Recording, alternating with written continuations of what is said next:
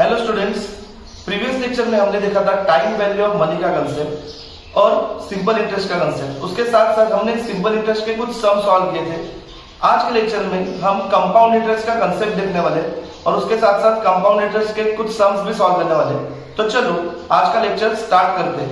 सो students, जब हमने simple interest का कैलकुलेशन देखा था तब हमने देखा था सिंपल इंटरेस्ट जब पे किया जाता है तो वो सिर्फ प्रिंसिपल अमाउंट के ऊपर पे किया जाता है, लेकिन जब कंपाउंड इंटरेस्ट पे किया जाता है तो कंपाउंड इंटरेस्ट पे करते वक्त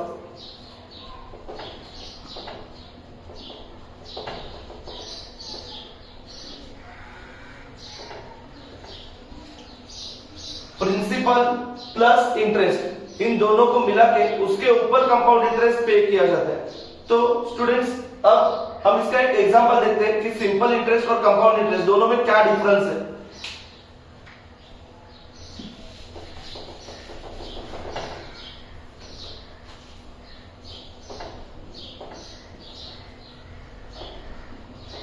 सपोज मेरे पास 10,000 रुपीज थे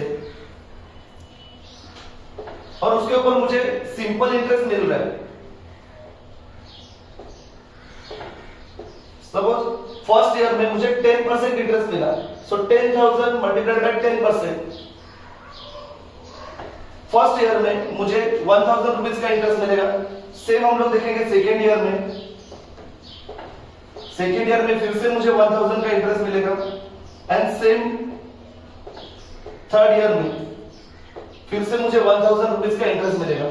सो आफ्टर थर्ड ईयर ये जो 10,000 रुपीज थे इसका वैल्यू मेरा हो जाएगा 13,000 का वैल्यू हो जाएगा।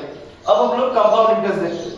सपोज कंपाउंड इंटरेस्ट में भी मेरे पास 10,000 रुपीज थे और फर्स्ट ईयर में मुझे 10% इंटरेस्ट मिला।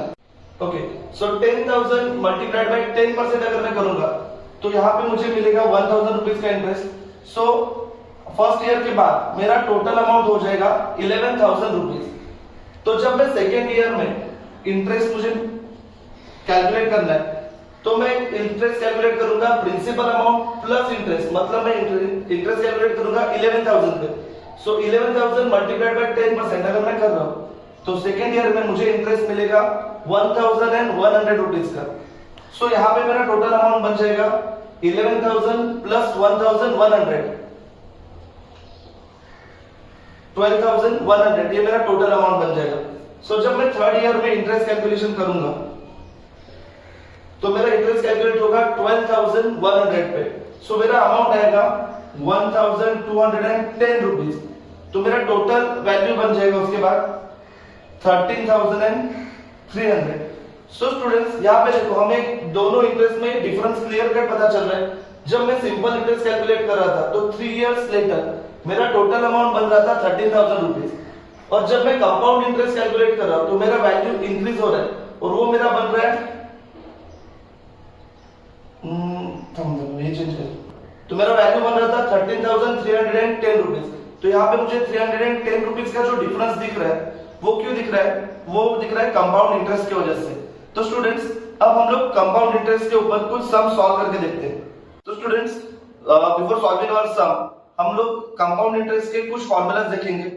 तो कंपाउंड इंटरेस्ट जब हम लोग कैलकुलेट करेंगे तो दो तरीके से अपने को दिया जाता है। एक तो रहेगा एनुअली, उसके बाद मंथली, क्वार्टरली या फिर हाफ ईयरली दिया जाएगा।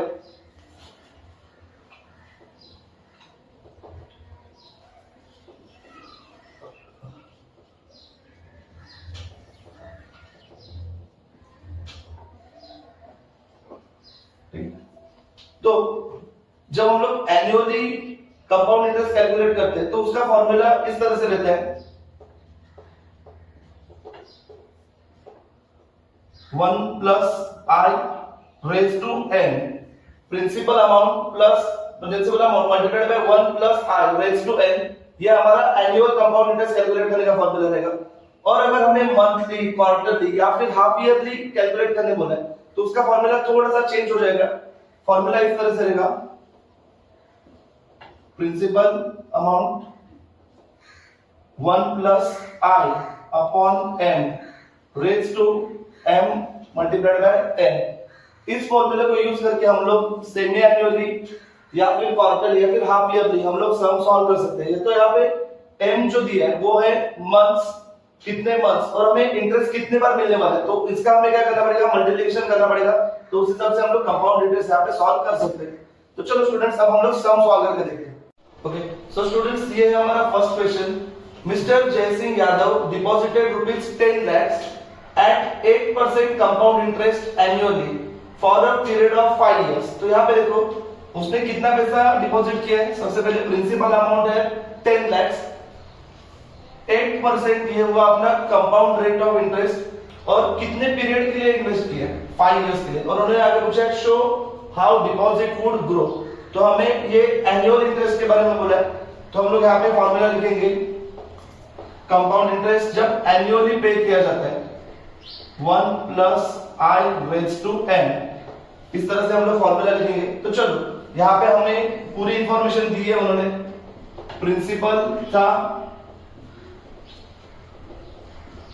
10 लाख रुपीज, उसके बाद रेट ऑफ इंटरेस्ट ये था 8%। अब देखो 8% जब हम लोग लिखेंगे तो 8/100 इसी तरह से लिखेंगे, तो उसका आएगा 0.08, और उसके बाद नंबर ऑफ इयर्स n था 5 इयर्स। तो चलो ये इंफॉर्मेशन हम लोग इस फॉर्मूला में पुट करके देखते हैं। सो 10 lakhs 1 + 0.08 raised to 5, 10 lakhs 1.08 raised to 5। So students, जब हमें 1.08 raised to 5 ये कैलकुलेट करना होता है, तो हम लोग कैलकुलेटर पे 1.08 मल्टीप्लाइड बाय 1.08 इस तरह से हम लोग 5 टाइम्स करेंगे। अब ये अपना सेकेंड टाइम हो गया 1.08, third time 1.08, fourth time 1.08, fifth time. तो अपना आंसर आ रहा है 1.4693। सो 10 lakhs 1.4693। सो इसको हम लोग करेंगे multiplied. So 10 lakhs multiplied by 1.4693। सो हमारा आंसर आएगा 14,69,300।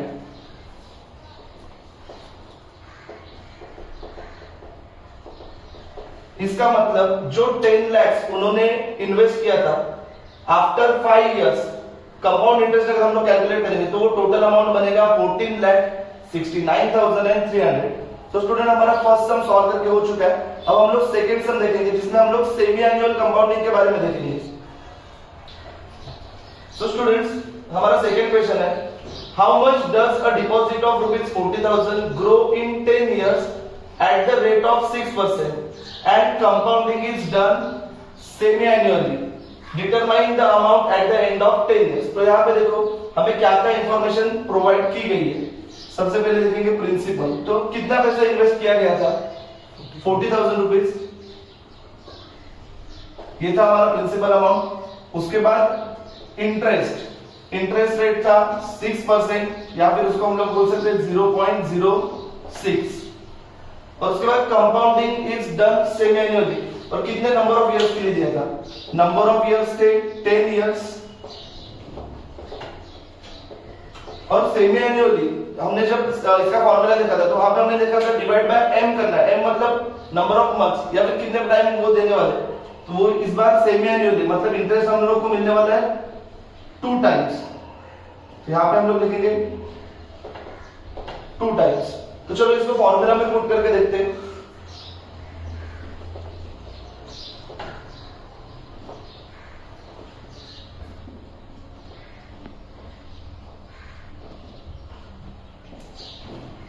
ये था सेमी एनुअल कंपाउंडिंग का फॉर्मूला। चलो स्टूडेंट्स, अब सॉल्व करके देखते हैं। देखो यहाँ पे प्रिंसिपल दिया है 40,000, 1 प्लस इंटरेस्ट रेट था 0.06 डिवाइड बाय m मतलब 2, और 10 इयर्स मल्टीप्लाइड बाय 2। सो 40,000 यहाँ पे 0.06 को अगर 2 से डिवाइड करेंगे तो आंसर आ जाएगा 0.03 और यहाँ पे आ जाएगा raise to 20। 40,000 1.03 raise to 20। So students, जब हमें ये कैलकुलेशन करना है तो 1.03 मल्टीप्लाइड बाय 1.03 मल्टीप्लाइड बाय 1.03 ऐसा हमें 20 टाइम्स करना पड़ेगा। तो उसके बाद हमें इस तरह से आंसर मिलेगा। ये मैं आपको राउंड ऑफ करके दिखाता हूँ आंसर। ये मैंने पहले ही कैलकुलेट करके रखा आपका टाइम सेव करने के लिए। तो हमारा आंसर आएगा 1.8061। सो 40,000 मल्टीप्लाइड बाय 1.8061। तो जब हम लोग ये कैलकुलेशन करेंगे 40,000 मल्टीप्लाइड बाय 1.8061 तो हमें आंसर मिलेगा 72,244। 72,244 रुपीज। सो उन्होंने जो हमें क्वेश्चन पूछा था, determine the amount at the end of 10 years. So 40,000 जो उन्होंने इन्वेस्ट किया था आफ्टर 10 इयर्स उसका वैल्यू हो जाएगा 72,244 रुपीज। सो स्टूडेंट, इस तरह से हमारा सेकंड सम भी सॉल्व करके हो चुका है। सो स्टूडेंट्स, इस तरह से आज हमने कंपाउंड इंटरेस्ट कैलकुलेट करना सीखा, सेमी एनुअली और एनुअली दोनों तरीकों से। अगर आपको कुछ डाउट रहेगा तो कमेंट करके मुझे जरूर बताना। मिलते हैं नेक्स्ट लेक्चर में।